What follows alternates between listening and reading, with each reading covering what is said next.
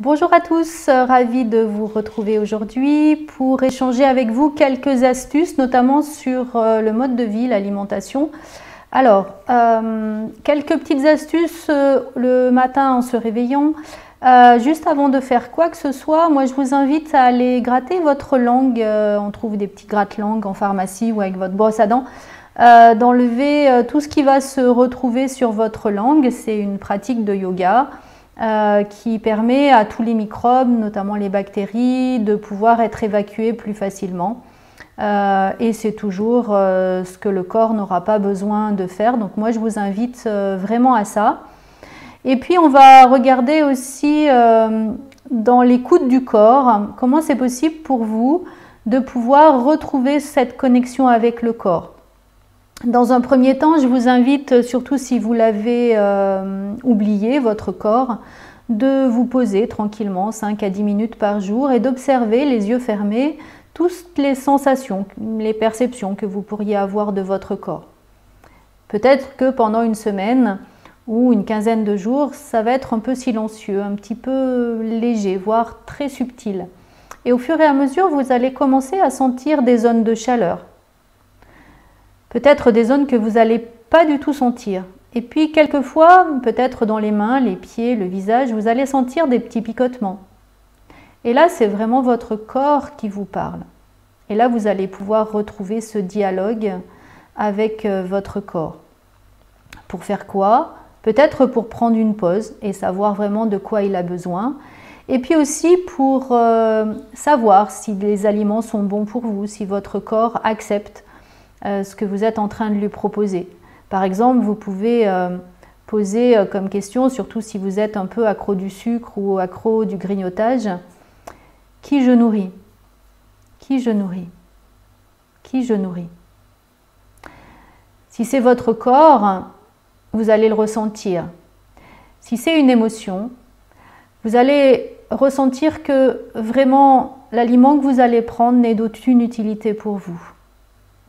Alors je vous invite à faire plutôt une pause de respiration ou quelques étirements, quelques mouvements, peut-être boire un verre d'eau, manger un agrume, peut-être un citron, quelque chose d'un petit peu acide qui vous permettra de passer ce temps d'accommodement.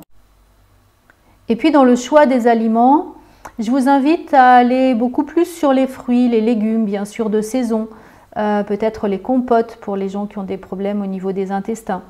De bien choisir vos huiles, plutôt l'huile de coco pour faire cuire, l'huile d'olive si la cuisson n'est pas trop forte. Vous pouvez aussi avoir des huiles de lin, éventuellement du colza, de l'avocat pour les salades, c'est très bon. Et puis vous pouvez avoir envie de changer avec le macadamia, la cameline, sésame. Par contre, soyez vigilants, ces dernières huiles s'abîment assez rapidement et il vaut mieux prendre des petites bouteilles. N'abusez pas des céréales, allez plutôt sur des céréales sans gluten, puisque le gluten favorise beaucoup l'hyperactivité, la dépression, l'autisme. Je vous renvoie à un docteur qui s'appelle Perlmutter, qui a fait des travaux là-dessus. Et puis Natasha Campbell en Angleterre, qui a une clinique dédiée à l'autisme, qui a travaillé énormément sur le gluten aussi. Vous pouvez utiliser plutôt les petits poissons, le miel, le sel de mer. Utilisez aussi le citron qui va augmenter la radiovitalité de vos aliments. Si on met du citron sur un aliment, vous allez développer encore plus son onde de vie. Bannissez tout ce qui va être pasteurisé. Pasteurisé, ça veut dire pas de vie. Donc effectivement, ça nous remplit, mais ça ne nous nourrit pas. Ce qui est important dans cette période, c'est de nourrir notre être, de se nourrir. Sachant que tous les aliments qui ne vont pas augmenter notre vitalité vont la baisser. Essayez aussi d'utiliser quelques plantes qu'on appelle les plantes adaptogènes. Alors vous avez l'ashwagandha, la rhodiole, le ginseng, le deutérocoque, l'astragale. Vous avez également un champignon qui s'appelle le gardonnaire reishi, qui est le champignon de longue vie. Toutes ces plantes vont permettre de s'adapter au stress, de vous permettre de pallier à cette période en s'adaptant vraiment aux besoins de votre organisme. Donc c'est des plantes qui sont dites intelligentes et qui vont vraiment s'adapter à vous, à ce que vous avez besoin. Vous avez aussi l'aloe vera qui est une plante qui contient de très nombreux acides aminés et de très nombreuses vitamines et la spiruline qui vont être des amis pour vous.